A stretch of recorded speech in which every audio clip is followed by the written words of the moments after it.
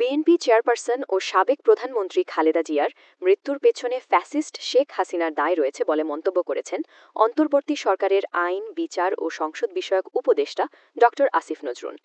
মঙ্গলবার ৩০ ডিসেম্বর উপদেষ্টা পরিষদের বিশেষ বৈঠক শেষে রাষ্ট্রীয় অতিথি ভবন যমুনার বাইরে সংবাদ সম্মেলনে এ মন্তব্য করেন তিনি।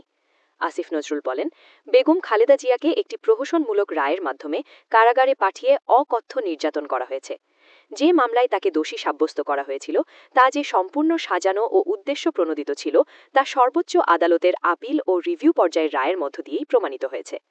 তিনি বলেন, সুপ্রিম কোর্টের আপিল বিভাগের রায়ে বারবার উল্লেখ করা হয়েছে রাজনৈতিক উদ্দেশ্যে ও বিচারিক প্রক্রিয়ার অপব্যবহার করে তাকে ওই মামলায় সাজা দেওয়া হয়েছিল।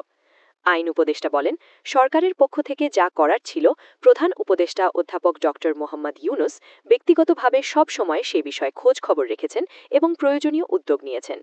যদি তার শারীরিক অবস্থার উন্নতি হয়ে বিদেশে পাঠানোর সুযোগ থাকত তবে সরকার সর্বাত্মক সহযোগিতা করত। দুর্ভাগ্যজনকভাবে আমরা যদি বেগম খালেদা জিয়াকে ১ বা ২ বছর আগে পেতাম তাহলে হয়তো কিছু করার সুযোগ থাকত। আল্লাহর ইচ্ছায় তিনি চলে গেছেন। তবে আমাদের জন্য সবচেয়ে বড় স্বস্তির বিষয় হল তিনি সারা দেশের মানুষের সম্মান, শ্রদ্ধা ও ভালোবাসা নিয়ে বিদায় নিয়েছেন। তিনি বলেন, বেগম খালেদা জিয়ার জানাজা ও দাফন কার্যক্রম সুষ্ঠু ও নিরাপদভাবে সম্পন্ন করতে স্বরাষ্ট্র মন্ত্রণালয়ে নিরাপত্তা সংক্রান্ত বৈঠক অনুষ্ঠিত হবে। উপদেষ্টা আরও বলেন, আমরা চাই আগামীকালের জানাজা ও দাফন যেন শান্তিপূর্ণ ও সুশৃঙ্খলভাবে সম্পন্ন হয়। এই ক্ষেত্রে সবার সহযোগিতা কামনা করছি। গণমাধ্যম ও ফ্যাসিবাদী সরকারের পতনের পর যেভাবে বিভিন্ন কাজে সরকারকে সহযোগিতা করে আসছে সেজন্য আমরা কৃতজ্ঞ।